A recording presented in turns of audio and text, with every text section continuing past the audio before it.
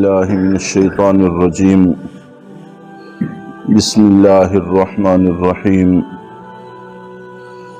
ان اللہ لا یستحیی ان یضرب مثلا ما بعوضۃ فما فوقها۔ بے شک اللہ تعالیٰ نہیں شرم محسوس کرتے اس بات سے کہ بات سمجھانے کے لیے مچھر جیسی معمولی چیز کی مثال دیں، فما فوقها یا اس سے بھی زیادہ معمولی چیز کی۔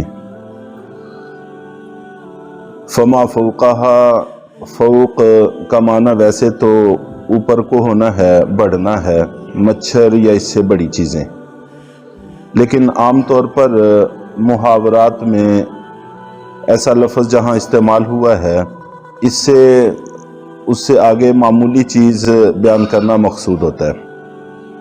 مچھر کی مثال ہو یا اس سے بھی زیادہ چھوٹی چیز کی مثال ہو، اور دونوں رائے ہیں مفسرین کی کہ مچھر یا اس سے اوپر کی چیزیں مراد ہو سکتی ہیں، مچھر یا اس سے نیچے کی چیزیں مراد ہو سکتی ہیں۔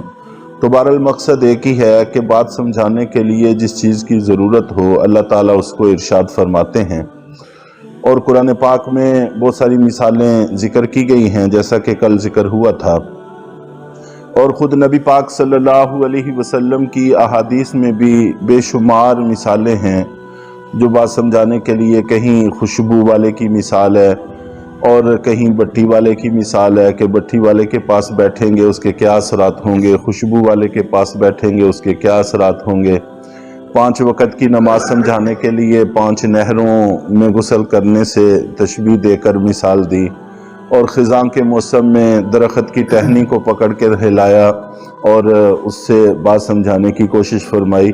تو قرآن پاک میں بھی جگہ جگہ مثالوں کے ذریعے سے بات سمجھائی گئی ہے، اور احادیث میں بھی بڑی کثرت سے ایسی مثالیں ملتی ہیں۔ مثال سے، دلیل سے بات ہر بندہ نہیں سمجھ سکتا، یہ اہل علم کا شعبہ ہے۔ مثال سے ہر کسی کو بات سمجھائی جا سکتی ہے، تو سوائے اللہ تعالیٰ کی ذات کے ہر چیز کی مثال دی جا سکتی ہے۔ اللہ تعالیٰ کے بارے میں فرمایا گیا لا مثل لہ ولا مثال لہ، کہ اللہ کی کوئی نہ مثال ہے نہ مثل ہے، اس کے علاوہ ہر بات مثال کے ذریعے سے سمجھائی جا سکتی ہے۔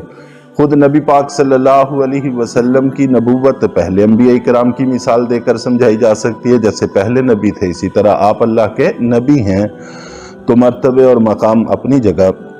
تو بہرحال یہ مثالیں اللہ تعالیٰ نے خود فرمایا کہ یہ کوئی ایسی بات نہیں ہے۔ آگے اس کے نتائج کیا ہیں؟ فَأَمَّا الَّذِينَ آمَنُوا فَيَعْلَمُونَ أَنَّهُ الْحَقُّ مِنْ رَبِّهِمْ۔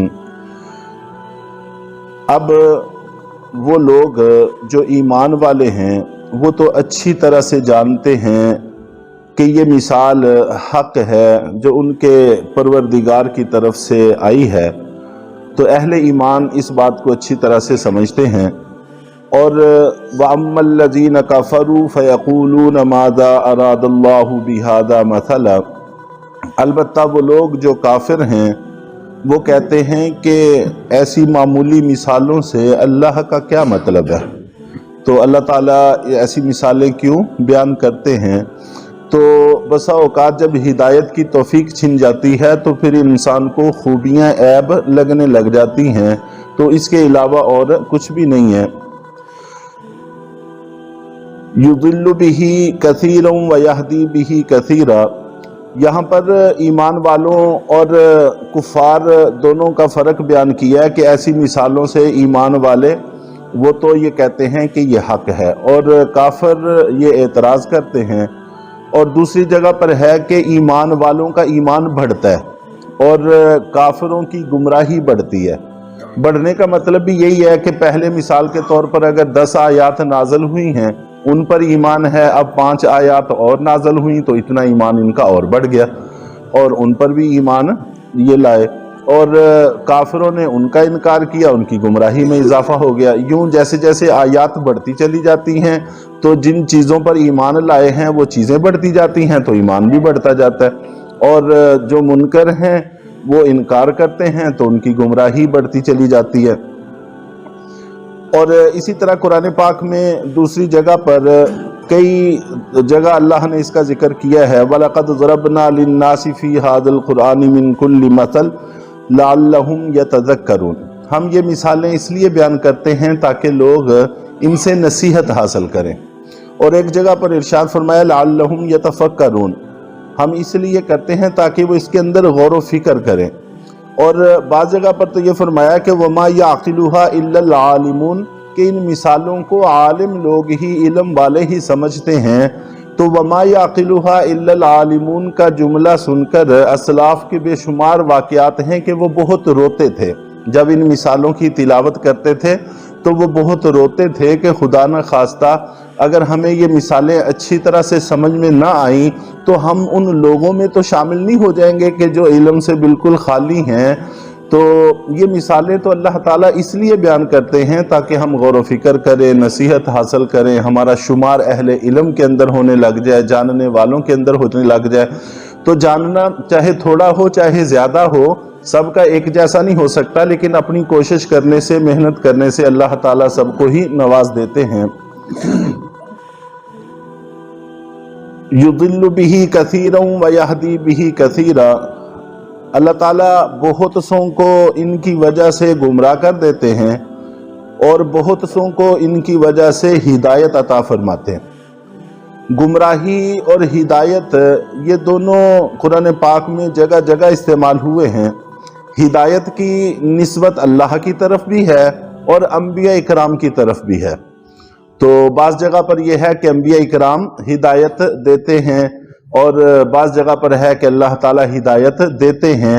ان دونوں کا مطلب یہ ہے کہ انبیاء اکرام ہدایت کی طرف رہنمائی کرتے ہیں اور اللہ تعالیٰ توفیق عطا فرما دیتے ہیں۔ تو اسی طرح گمراہی کا ذکر ہے، یہاں پر یہ ہے کہ اللہ گمراہ کرتے ہیں، اور قرآن پاک میں کئی جگہ پر کہیں شیطان کی طرف گمراہی کی نسبت ہے، کہیں فرعون کی طرف گمراہی کی کا تذکرہ ہے کہ وَأَضَلَّ فِرْعَوْنُ قَوْمَهُ، کہ فرعون نے اپنی قوم کو گمراہ کیا۔ اور اسی طرح وَأَضَلَّهُمُ السَّامِرِي، یہ سامری بنی اسرائیل میں سے ایک شخص تھا جو جادوگر تھا، اور اس نے وہ بچھڑے کی ایجاد اسی نے کی تھی۔ تو اس کے بارے میں ہے کہ سامری نے بنی اسرائیل کو گمراہ کیا۔ تو گمراہی کی نسبت کہیں ان شیاطین اور ایسے لوگوں کی طرف ہے اور کہیں اللہ کی طرف ہے۔ تو اس کا مطلب بھی یہی ہے کہ یہ لوگ گمراہی کی طرف رہنمائی کرتے ہیں، اور اللہ تعالیٰ جو ان لوگوں کو جو گمراہی کی طرف جانا چاہتے ہیں ان کو توفیق عطا فرما دیتے ہیں، جو ہدایت کی طرف آنا چاہتے ہیں ان کو ہدایت کی توفیق دے دیتے ہیں، اور جو گمراہی کی طرف جانا چاہتے ہیں ان کو گمراہی کی توفیق دے دیتے ہیں۔ اس لیے کوشش یہ کرتے رہنا چاہیے کہ اپنے عمل سے عملی کوتاہی ہو جاتی ہے، اللہ تعالیٰ معاف کرنے والے ہیں، لیکن اپنی زبان سے ایسا کوئی جملہ نہ نکلے، ایسی کوئی بات نہ نکلے کہ جو یہ تاثر ملتا ہو کہ خدا نخواستہ گمراہی کی طرف جانا چاہتے ہیں۔ اگر کبھی ایسا جملہ نکل جائے تو فوراً استغفار کر لینا چاہیے، اللہ تعالیٰ سے معافی مانگ لینی چاہیے، تو رفتہ رفتہ اللہ تعالیٰ احتیاط کی توفیق عطا فرما دیتے ہیں۔ چنانچہ آگے اسی کی وضاحت ہے کہ وَمَا يُضِلُّ بِهِ إِلَّا الْفَاسِقِينَ، کہ اللہ تعالیٰ فاسق لوگوں کو گمراہ کرتے ہیں۔ گمراہی اس کے علاوہ کسی اور کو نہیں ملتی سوائے فاسقوں کے۔ فاسق فسق سے ہے جس کا معنی ہے آزاد ہونا، اور چونکہ گناہگار لوگ بھی اللہ کی اطاعت سے آزاد ہو جاتے ہیں تو اس لیے پھر یہ لوگ فاسق کہلاتے ہیں۔ اور قرآن پاک نے فاسق کا لفظ جہاں پر بھی استعمال کیا ہے کفار کے لیے استعمال کیا۔ البتہ احادیث میں فاسق کا لفظ گناہگار ایمان والوں کے لیے بھی استعمال ہوا ہے۔ تو کفار فسق میں بہت آگے ہیں اور ایمان والے ان کی بنسبت پیچھے ہیں۔ تو بہرحال کسی بھی درجے میں اللہ تعالی ہم سب کو فسق کی حدود سے محفوظ رکھے اور اطاعت گزار لوگوں کی حدود میں شامل رکھے۔ تو یہ فسق کے حوالے سے ایک دو باتیں انشاءاللہ عرض کر کے تو پھر ہم آگے چلیں گے۔